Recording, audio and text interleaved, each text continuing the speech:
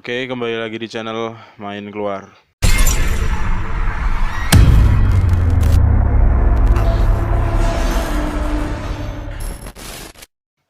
Oke, jadi teman-teman maaf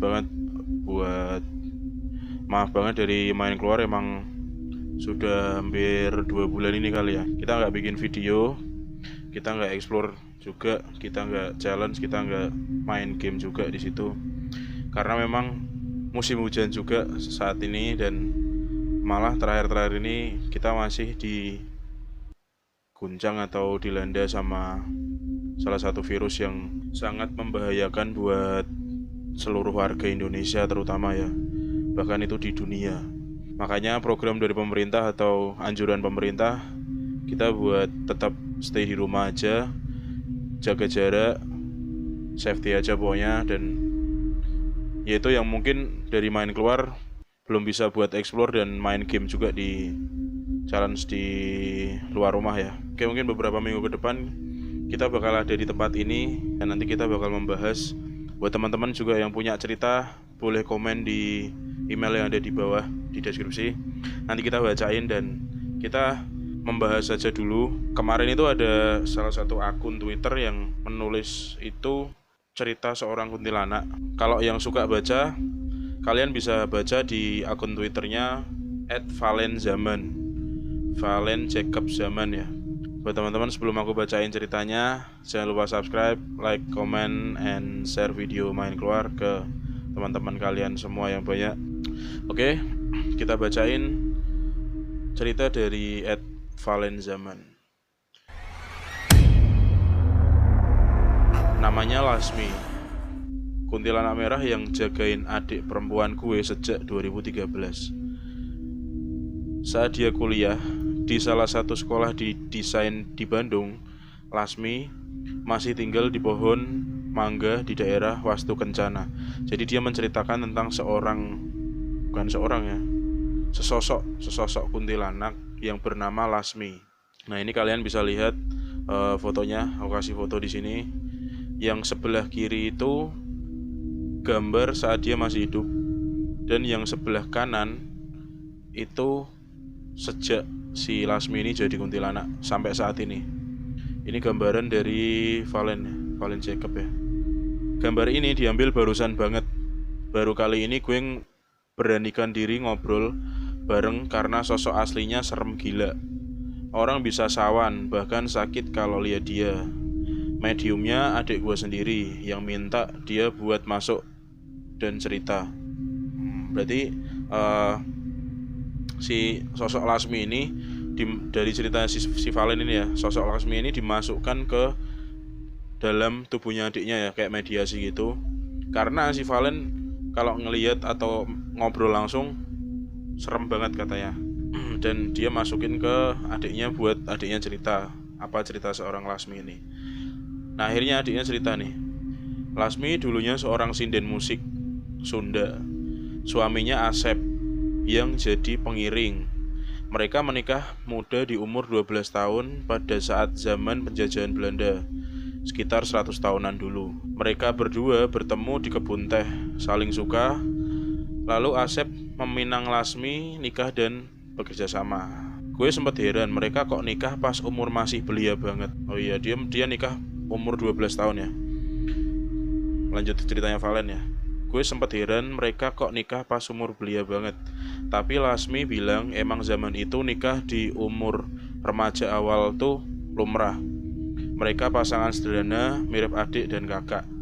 Pas cerita bagian ini Lasmi ketawa genit melengking. Oke, Valen akhirnya lanjut cerita lagi di ceritanya si Lasmi.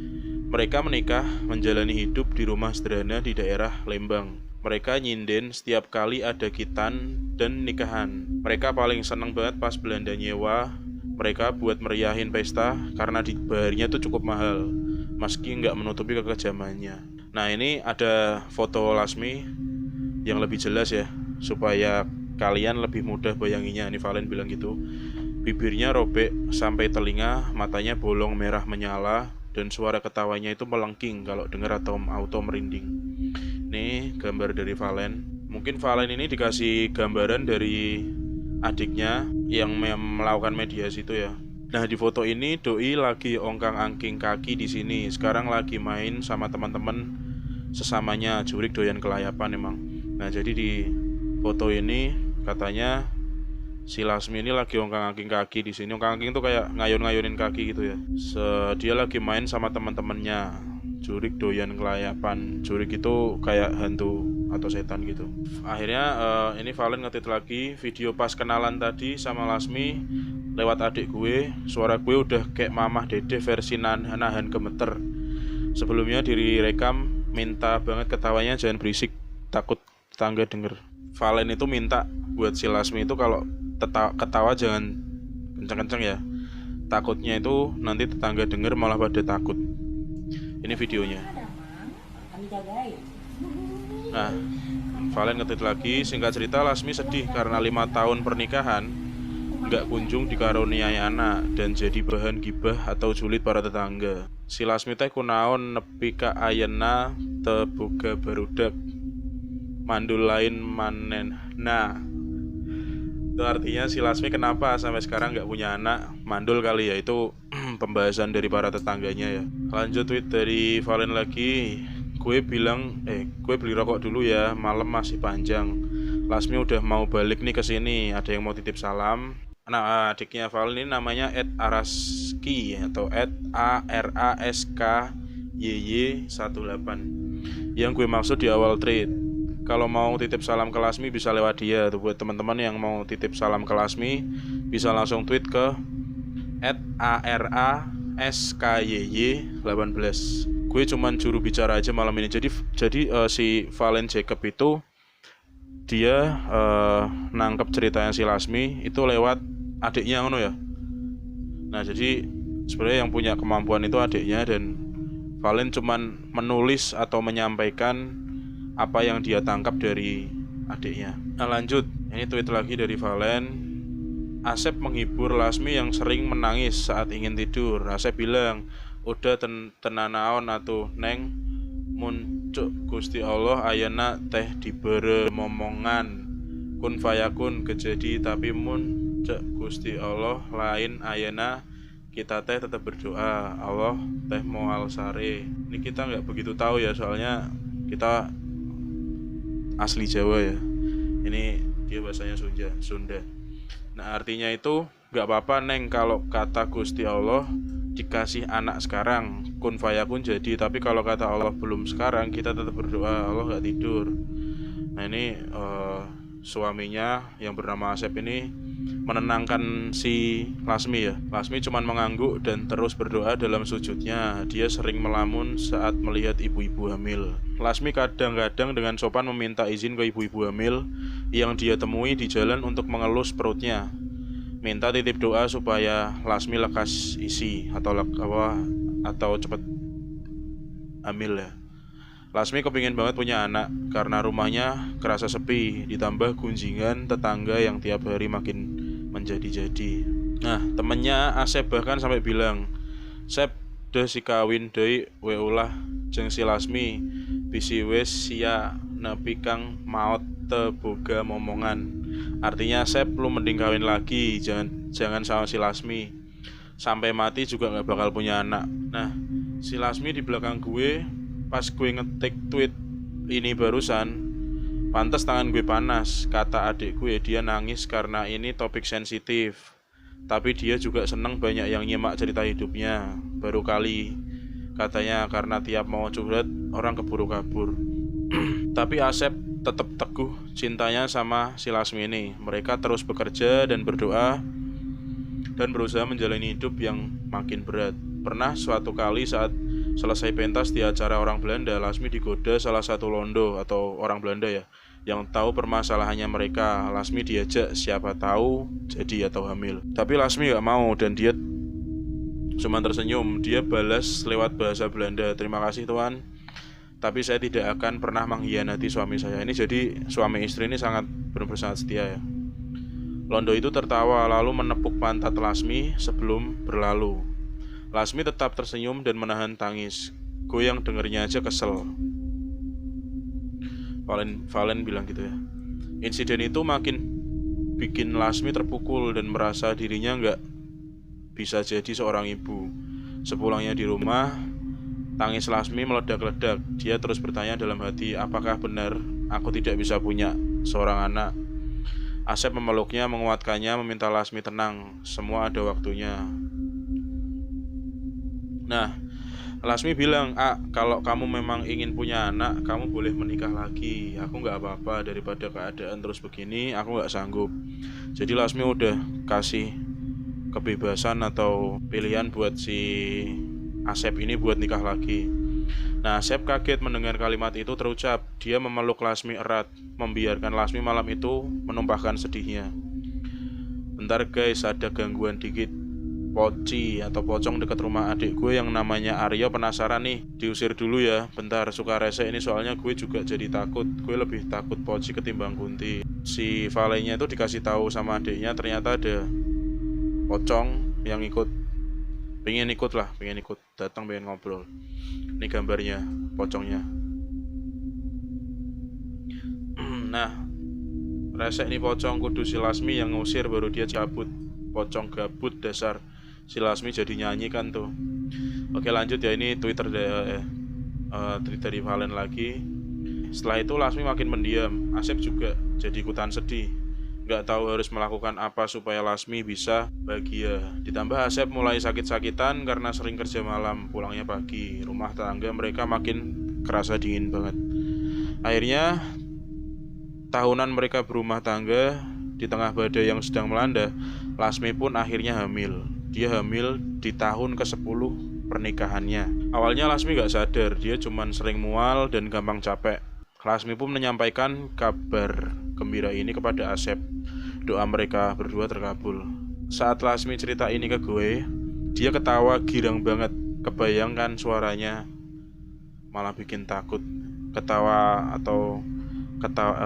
Girangnya seorang kuntilanak kan mungkin bikin kita merinding ya. Lasmi bilang, pas itu dia cuman pingin segera melahirkan buah hatinya. Tetangganya pun berhenti berkomentar. Jadi yang awalnya tetangganya itu koar-koar komentar yang enggak, akhirnya tetangganya ngucapin selamat buat si Lasmi. Lasmi pun setiap saat ngusap perutnya bilang utun. Asep pun lega dan bahagia meski sakitnya makin hari makin parah. Dia ternyata juga kena sakit gula karena faktor keturunan. Nah, namun anak di kandungan Lasmi seperti lilin yang menangkap keluarga kecil mereka. Mereka tetap bekerja, tetapi Asep meminta Lasmi istirahat di rumah. Tapi Lasmi gak betah. Walau kondisi hamil muda, dia tetap nyinden. Walaupun gampang lelah berkali-kali Asep minta Lasmi di rumah, Lasmi tetap kekeh. Dia gak mau Asep yang sakit bekerja sendirian. Lalu kejadian yang gak pernah kebayang jadi neraka bagi mereka akhirnya terjadi. Lasmi pulang duluan ke rumah. Saat itu dia sedang berjalan kaki di jalan Wastu Kencana di zaman itu. Masih minim lampu. Lasmi yang sedang hamil 3 bulan berjalan pelan sambil menahan lelah dan kantuk. Kemudian sebuah mobil pengangkut tanpa lampu memadai tiba-tiba menerjangnya. Guys, bagian yang ini gue hold dulu ya. Mau izin ke Lasmi pas cerita ini. Lasmi nangis sampai adiknya ya ini @araski18 nyaris pingsan. Part ini sangat menyakitkan buat si Lasmi ini. Pundak gue jadi pegel banget. Nah, lanjut nanti ya.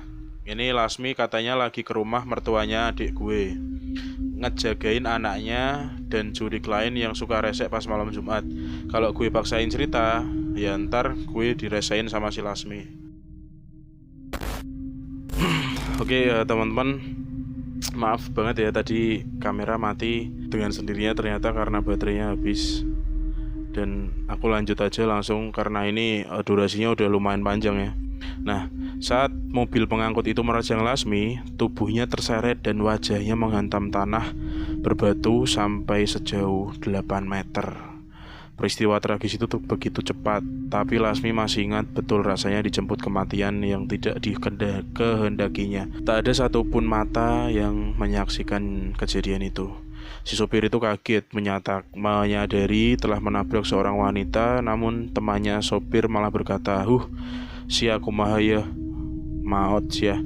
Si sopir bergegas turun memeriksa kondisi Lasmi yang sedang kejang mengeluarkan darah dari mulutnya yang robek sampai telinga rahanya mencuat.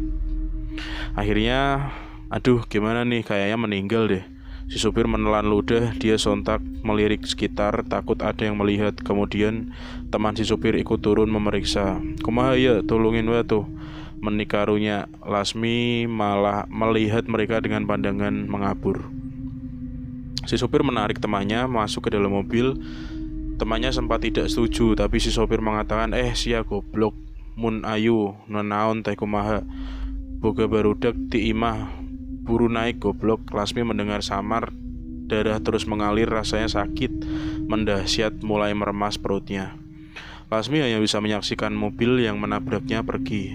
Dia memandang langit, berbagai kenangan berkelebat di ingatannya, senyum teduh Asep, kedua orang tuanya di kampung, masa kecilnya, dan angan-angan membesarkan sang buah hatinya.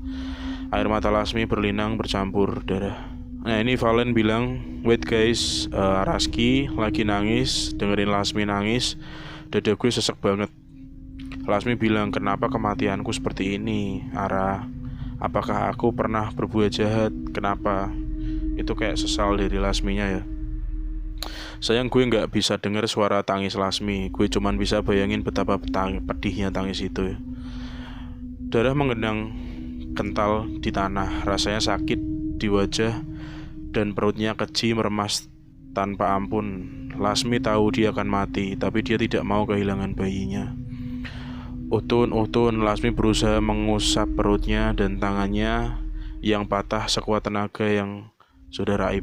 Lasmi perlahan merasakan tubuhnya dingin. Dia kehilangan hidup dan bayinya. Pandangan yang buram melihat banyak raut tak kasat mata, menyaksikan sedang dijemput ajal. Mungkin dia masih tertolong seandainya ada yang melihat. Seandainya saja, itu kalimat yang ada di benak Lasmi. Lasmi tiba-tiba bilang ke Araski, tolong jangan bayangin kematianku. Ya gimana, kan udah ke-tweet juga ya. Ai meneh curi kumaha. Katanya minta didengar ceritanya. Ini Valen bilang gitu ya. Lanjut aja. Gelap dan kosong, matanya tertutup sempurna. Dengan air mata yang menetes membayangkan sejenak sosoknya sebagai ibu. Namun takdir tidak memberikannya kesempatan untuk Lasmi mengalaminya. Lasmi lagi sekarang termenung di samping. Tiba-tiba saja Lasmi merasakan rohnya keluar dari tubuhnya. Rasanya sakit, tidak bisa dideskripsikan. Lasmi semalaman berdiri memandang jasadnya yang naas sampai ditemukan oleh warga saat pagi hari. Lasmi hanya bisa menangis dalam diam. Sekitar pukul 5 pagi, sepasang suami istri yang sedang berjalan kaki melihat jasad Lasmi. Sontak Lasmi minta tolong agar jasadnya ini dipulangkan, tapi suaranya tidak terjamah oleh mereka. Lalu suami istri itu kalut melihat jasad yang mengerikan. Si suami menyuruh istrinya mengabari warga. Tidak lama waktu beberapa warga berkumpul. Seorang mengetuk kentungan berseru, ayam mayit, atau artinya itu ada mayat gitu ya.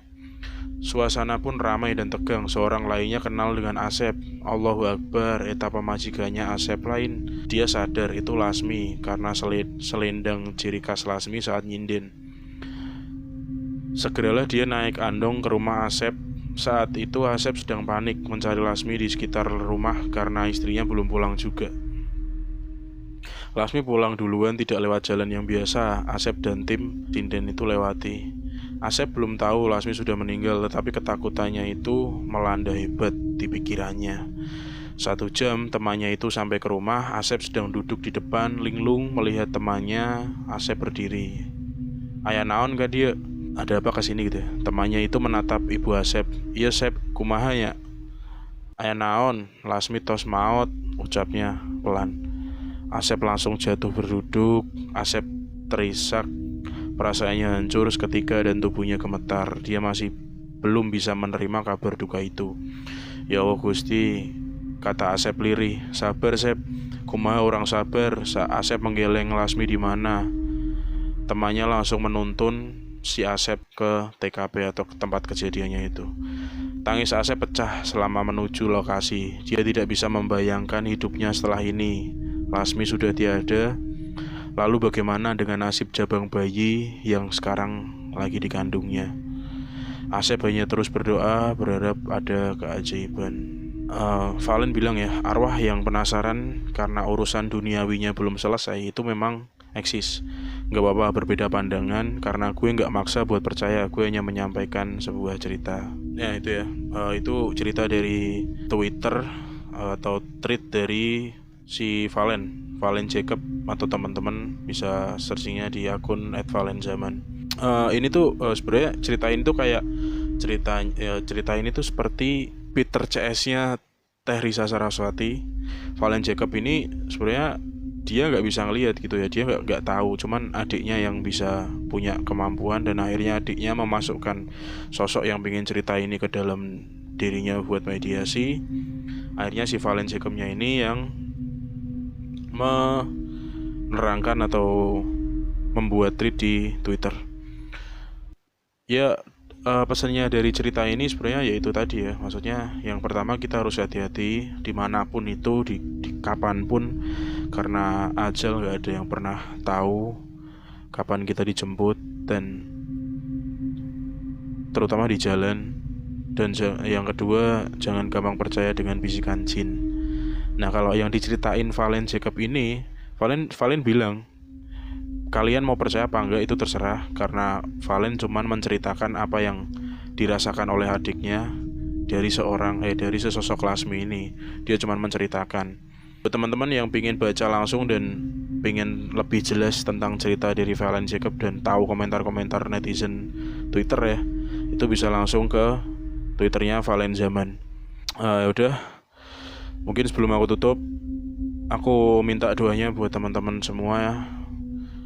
Semoga wabah atau virus corona yang ada di Indonesia dan di dunia ini cepat selesai dan cepat kabur dari Indonesia. Dan buat teman-teman yang dirawat, semoga cepat sembuh. Dan teman-teman yang sudah diambil, semoga tenang di sana. Sekali lagi minta doanya buat teman-teman semua, semoga Indonesia cepat sembuh, dunia cepat sembuh, cepat kembali normal, cepat kembali seperti semula dan sedia kala lagi, biar kita bisa melakukan aktivitas seperti biasanya. Yaudah, mungkin itu aja cerita dari Main Keluar yang diambil dari Twitternya Valen Zaman. Terima kasih buat teman-teman semua. Mungkin besok kita masih bakal tetap membahas cerita-cerita dari teman-teman yang nanti bakal datang ke sini juga buat nyampein apa ceritanya.